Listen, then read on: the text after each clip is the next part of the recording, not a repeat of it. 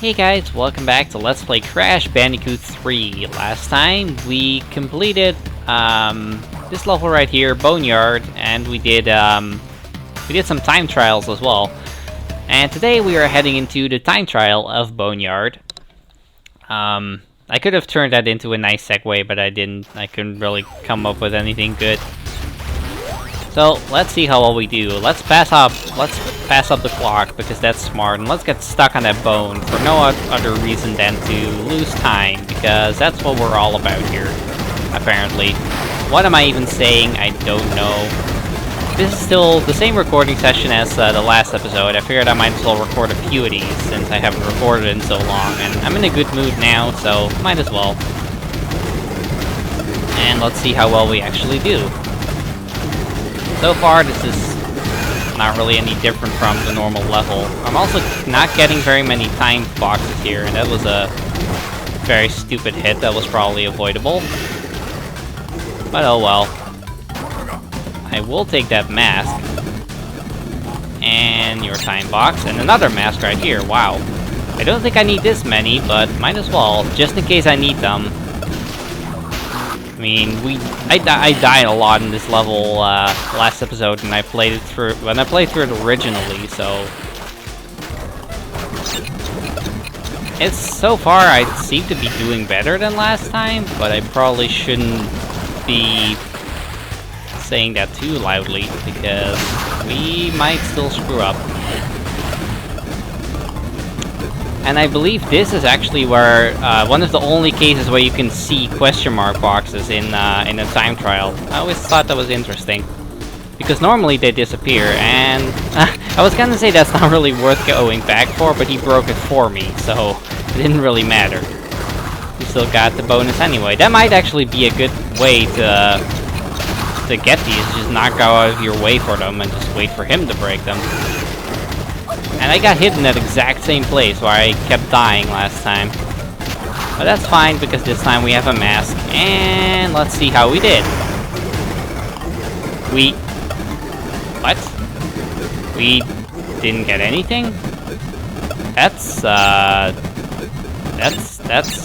interesting. Let me try that again.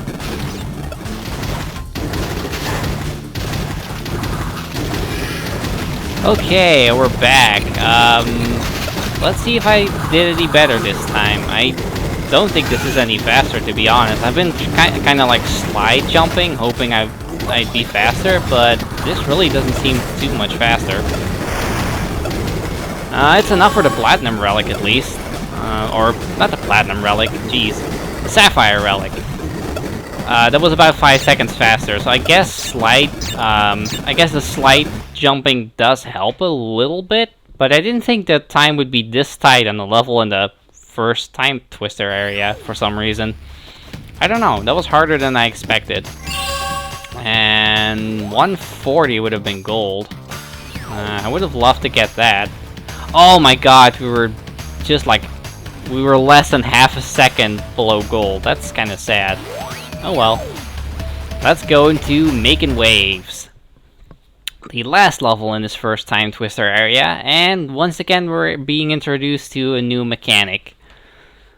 We have a jet ski, and we have another Coco level. These levels are very fun, though one in particular that is coming up well, not very soon, it's actually a little bit later into the game, but one of these that is coming up is probably one of my most dreaded levels in this game, and we'll see it once we get to it. This first one is pretty easy, and pretty fun too. All of these are pretty fun, because it's more of the fast-paced stuff. I believe there's only like one kind of level in this game that I don't really like, and you'll see it once we get to it. But yeah, for the most part, you're already seeing like what I was talking about in the very first episode when I said they added a lot of variety to the different kinds of levels that you have. So in just this very first time twister area, we have seen like 2 normal levels, and then an underwater level, a tiger level, and now this jet ski level. So, and that's just like that you haven't even seen like all of the different kinds of levels there are, because there is much more that this game has to offer, and think I think that's what makes this game so good, is the different kinds of levels that you have. You're never like doing the same thing over and over again, though. One thing that I will say is sometimes I feel like this game gets a little bit too gimmicky. It's kind of like I like that they have variety from the different I like that they have variety in the level designs and the types of levels that you play, because that's what makes this game so good. But at the same time, I really liked like just what Crash Bandicoot 2 did, and just the normal Crash Bandicoot levels, because that's what made it Crash Bandicoot for me. I kind of have the same problem with like Donkey Kong Country. Like I really like the first two, and then Donkey Kong Country 3 is like very gimmicky. Like every level needed to have its own gimmick, and I don't know. For some reason, I'm not really a big fan of that. It's not that I don't enjoy it, but there you have like my opinion on this whole thing. And that took so long that I went through the whole level talking there. That's kind of crazy. So I guess with that taken care of, we have now gotten everything that we can in this first time twister area, and I keep calling them warp rooms. Except for maybe that relic and that one gem in Boneyard that we can't get yet because we don't have the red gem. So let us head into the boss. Crash! Coco! Store the pretty crystals! Tiny, take them back! In Gladiator Arena! A Gladiator Arena, so this is actually probably one of my favorite boss fights in the game. The boss fights in this game are pretty good. I really like how this looks, even though, like, those people in the background look very 2D. It looks kind of bad nowadays, but back in the day it looked really good. It's also like the same sprite over and over again, which I mean, I'm not gonna like hate on the graphics of a PS1 game. I mean, this still looks really cool, and I'm getting hit by the lions because I'm too busy looking at the background. These lions, I was never good at dodging these things. And so, well, there's not really much to say about this boss fight other than, well, we're fighting Tiny again. Except this time, unlike, I got eaten by a lion. Well, other than, well, unlike last time when we were mainly jumping around and trying to make him fall into a big pit, this time we're actually fighting him, which I like. The boss fight in Crash 2 with Tiny wasn't really too interesting. It was mainly just a bunch of jumping around. And these lions, there's so many of these stupid lions. For some reason they always get me.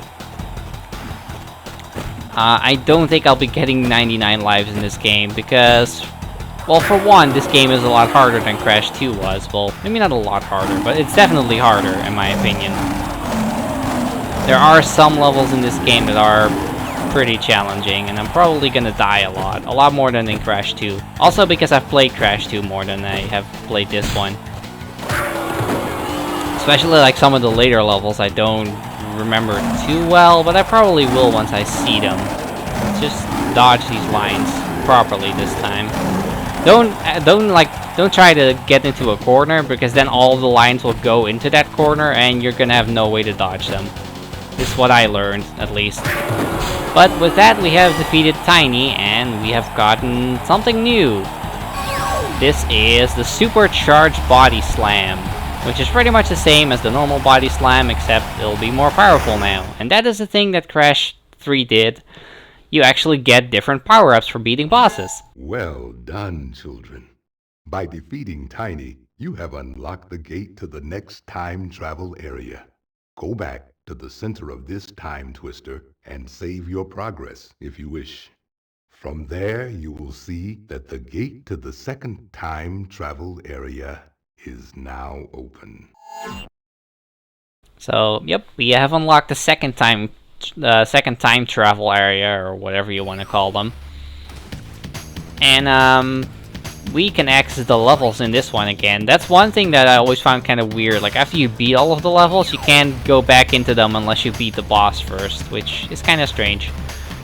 But I guess with that, we're not gonna wrap up the episode yet, because there's one more thing that I want to do, which is get the relic and making waves. And I think that'll be a good wrapping up point. Why must you continue to be a thorn in our side? What? Where was I? Oh, Tiny was a good fellow. He hated everyone and everything, but a good heart nonetheless. Please be more reasonable with my minions next time. So many cutscenes. I do love the writing in this game, though. It's really good. Which is kind of odd to say for a game that has a pretty trivial story. But yeah, let's give the time trial a go on this one. It shouldn't be too bad. I'm gonna try for a gold relic if I can. However, that might be a little bit tricky. I never really explained the mechanics of this, did I? Well, it kind of explains itself, really. You jump off of these ramps, and that's pretty much all there is to it, and I thought that cannonball was gonna hit me. I'm surprised I dodged that, and I wanted to get that time box, but I didn't. Because I didn't take that corner sharp enough to actually get it. I didn't need to go there. I could have just taken the short way around. Oh well. I think we should be almost at the end here. Ooh, that was 4 seconds right there. That is good stuff. And another 3 right there. We are doing good on this one. Probably won't be platinum though, but it might be gold. If I'm lucky, it's gold. And how did I miss that? That's one thing that I will say about these levels. Sometimes the waves will be like in the wrong place, and then you'll end up jumping either further than you wanted to or not far enough. Let's see if we can get this in under a minute. That would be cool if we did. It is just barely over a minute. Watch the time for gold be exactly 1 minute. I will laugh so hard. It's gonna be 1 minute, isn't it?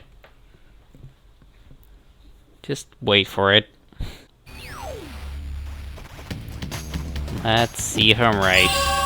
No, it's 58 seconds. I probably could have gotten that. If I had gotten like that 1 second box that I missed and that 1 2-second box that I went under, I probably would have gotten gold there, but it doesn't really matter anymore now. So after getting 5 relics, you will see this platform show up in the middle, and this is kind of like your what the secret warp room was in Crash Bandicoot 2, except it works a little bit differently.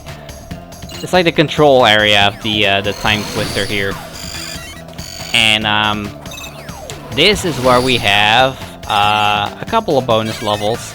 Area 51 is a new one. Rings of Power is a new one, and this one is a new one. This one we'll be tackling next time. But yeah, as you can see, you need to collect relics to actually get into those. And some of these levels will actually take you into alternate entrances into levels you've already been to, like the Secret Warp Room did in Crash 2. So I think with that, we should be good to end the episode here. So next time we'll be tackling Ski Crazed, which is the bonus level for the first time trial, first time twister area. And with that, thank you guys for watching, and I'll see you next time.